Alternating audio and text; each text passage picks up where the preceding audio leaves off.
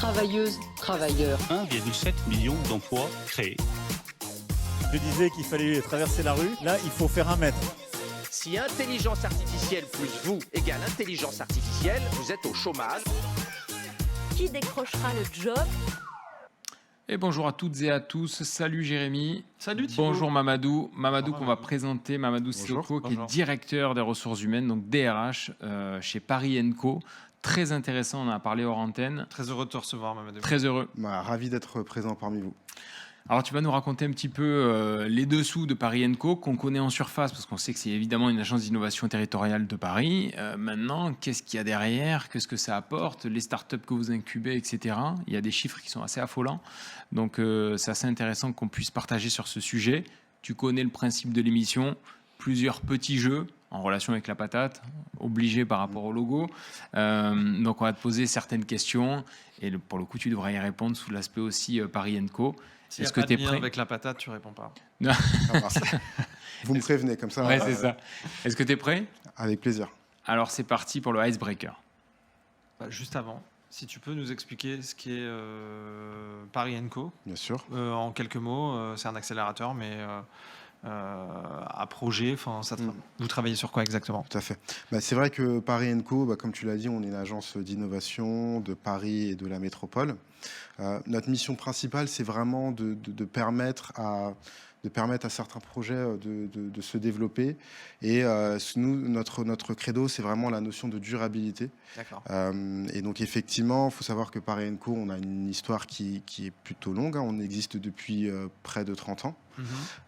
Et donc, effectivement, nos activités tournent autour de 3 éléments. Dans un premier temps, on fait de l'incubation de start-up. Donc, on aide les start-up à se développer.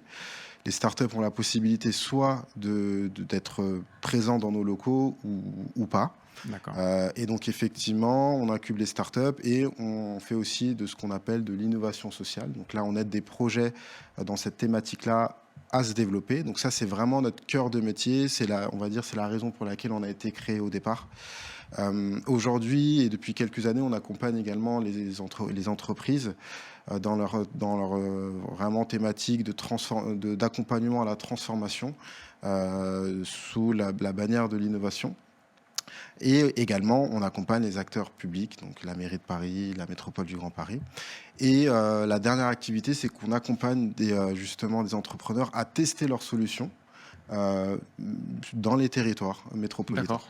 Hyper Voilà. intéressant. C'est super intéressant. Comment ça se passe exactement ? Est-ce qu'une start-up vient vous voir ? Est-ce que de par une demande quelconque, un formulaire, comment on arrive chez Paris & Co ? Alors, pour arriver chez Paris & Co, déjà en amont, nous, justement, on fait un appel à candidature sur des thématiques particulières. Donc, nous, on est présent sur une dizaine de thématiques qu'on peut regrouper dans 4 univers. L'univers du divertissement, l'univers également de la vie durable, l'univers du sport, de la santé. Okay.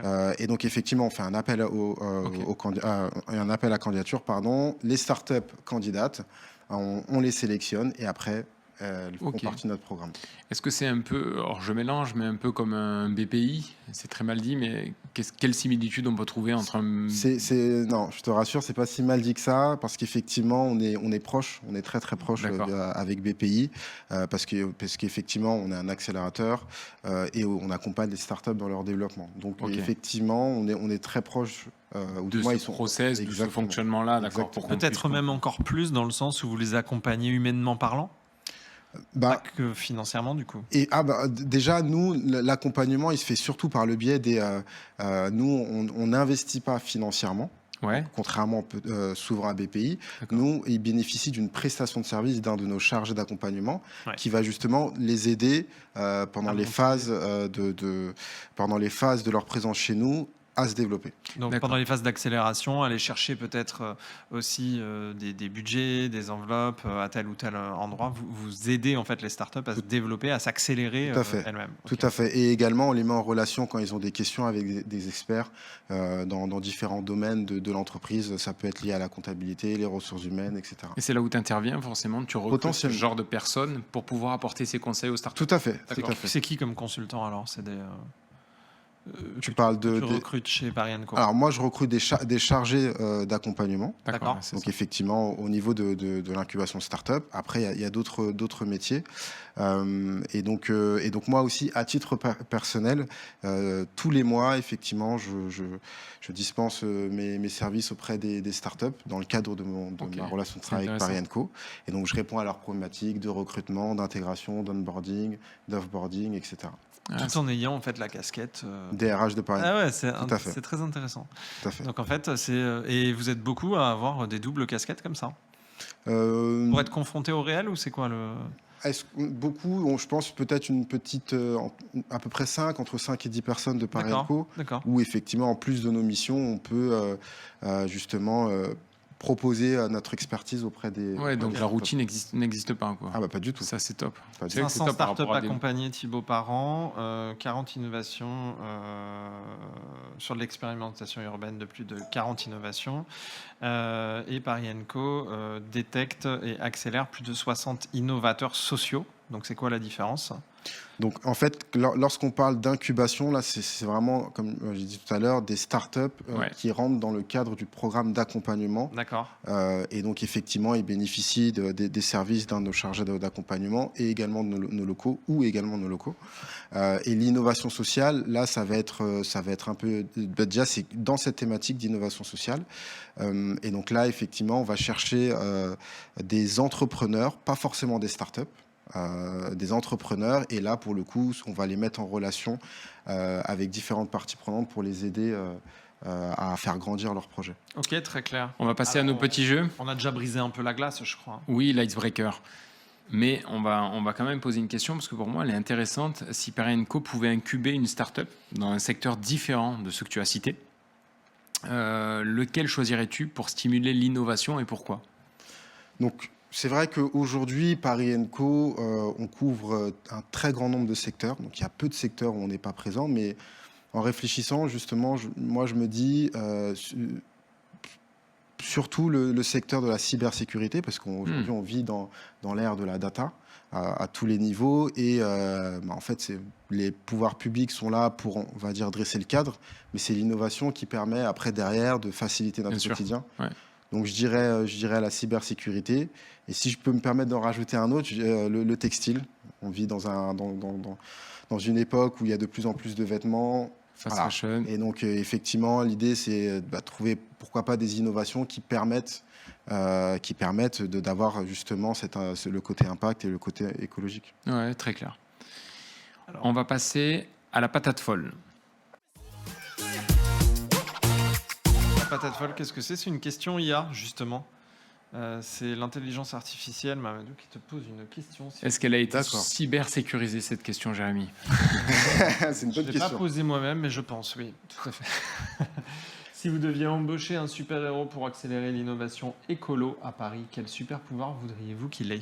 Quand on parle de super-héros, c'est vraiment un super-héros. Un vrai super-héros de quand on était petit, quoi. D'accord. Pour accélérer l'innovation, waouh, moi je dirais Superman pour sa capacité, parce qu'effectivement Superman c'est le super-héros par excellence, celui qui vole, celui qui aide tout le monde, celui qui se sacrifie. Il mettrait tout le monde d'accord, super. Voilà, c'est ça. Ouais, il coche C'est beaucoup ça. de cases, ouais, c'est vrai. C'est ça. Le patata top 3.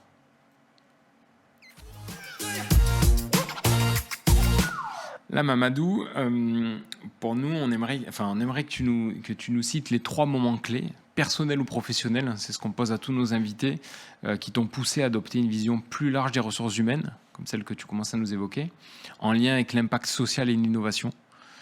C'est quoi qui t'a poussé à adopter justement cette vision ?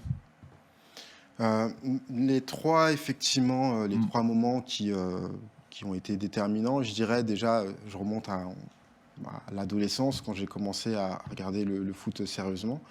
Et donc, pour moi, si je devais comparer le métier de RH à quelque chose d'autre, ce serait celui notamment d'entraîneur de football. parce que il doit effectivement déjà être en capacité de recruter des bons footballeurs, pas seulement les meilleurs, mais qui sont en adéquation avec son projet, qui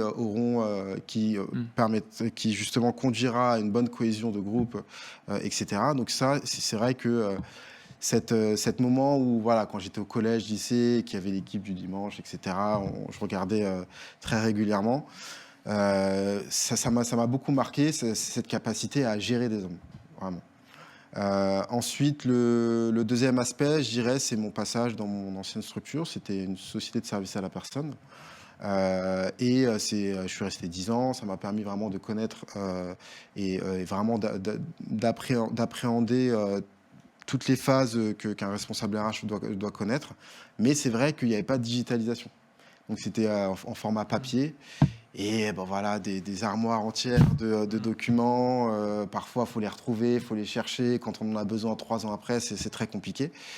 Et enfin, le troisième moment, c'est mon passage chez Paris & Co, où j'ai été face à des collaborateurs qui étaient très challengeants et qui étaient vraiment en attente que la structure finalement dessine et leur propose un parcours d'évolution. Ouais, je comprends. Donc voilà, les 3 choses que je pourrais dire. Très clair, très clair. On passe maintenant à Patati Story. Amadou, maintenant, il faudrait nous, si tu le veux bien, évidemment, nous partager une expérience marquante ou un projet d'incubation, par exemple, qui t'a particulièrement changé, toi, et qui a eu un impact sur ta perception des talents et de leur potentiel à transformer la société. Une expérience... Ça va pas être facile parce que tu en vois beaucoup, donc comme on est... Tout à fait. Moi, l'expérience lorsque tu me poses cette question, celle qui vient vraiment à l'esprit tout de suite, je peux donner le nom de la start-up ou bien sûr, oui. Bien sûr. Je dirais c'est Elevo, parce que Elevo c'est une start-up qui a développé un outil qui permet justement la gestion des compétences. Ouais. Et effectivement, on vient travailler sur le sujet. Je travaille dessus quotidiennement chez Paris & Co. Ça fait vraiment partie de nos chantiers RH. Okay. Et je dirais, lorsque j'ai vu justement les bénéfices portés par cette application, ça m'a vraiment permis effectivement d'aller beaucoup plus loin dans la construction des parcours des collaborateurs. Et de faire en sorte que le collaborateur soit acteur de son parcours, tout comme l'entreprise doit pouvoir être en capacité de lui proposer plusieurs options. Ouais, toi, c'est un good. Enfin, ce qu'on ressent dans le message que tu nous passais, c'est que c'est un good deal en fait, le RH. C'est vraiment un truc où chacun fait un peu des efforts. Derrière, il y a une maîtrise d'homme, il y a un management d'équipe, etc. Mais qu'il y a un good deal dans tout ça. Enfin, tout à fait. C'est ce qu'on ressent. Tout à fait. Moi, je suis convaincu parce que parmi les points qui sont importants dans les ressources humaines, c'est ce qu'on appelle la QVT, qualité de vie au travail. Ouais. Pour moi, il suffit pas juste de mettre un baby-foot et une table de ping-pong pour que ça se passe bien. Des fois, tu peux mettre des boissons. Tout à fait, et on peut mettre d'autres choses. Mais pour moi, la pierre angulaire, c'est vraiment d'être en capacité de proposer justement des missions qui soient stimulantes, adaptées à chaque collaborateur et qui vont lui permettre de grandir et d'évoluer. Et justement, cet outil le permet. Le permet d'avoir un dialogue très fréquent avec le collaborateur. En tout cas, le facilite. Ok. On va passer à la patate minute, qui est la carte blanche. Voilà, Mamadou, comme son nom l'indique, tu as carte blanche pour nous parler de toi, de Paris & Co, d'un projet, d'une start-up, d'un futur innovant ou quelque chose qui va sortir. Tu as carte blanche. Ou un message à passer. Ou un message à passer. Là, ce serait plutôt mon vœu pieux. Okay. C'est dans le sens où c'est vrai que pendant des années, le service RH n'a pas eu une très bonne presse effectivement dans les entreprises. Ça a drastiquement changé depuis le Covid. Parce que c'est vrai que comme les ressources humaines, c'est quelque chose où intellectuellement, ça se comprend assez facilement. Tout le monde pense que c'est quelque chose que voilà, n'importe qui peut faire de façon, de façon excellente. Mais je dirais qu'effectivement, les ressources humaines, c'est la pierre angulaire d'une entreprise. Parce que ça permet de recruter les bons collaborateurs, de les former, de les garder motivés.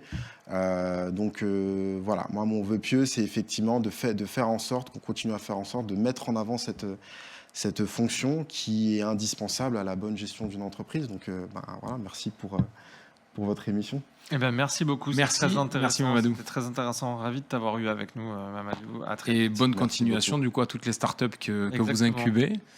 Et on se revoit peut-être bientôt pour reparler des startups qui ont percé et qui sont devenues très connues. Avec plaisir.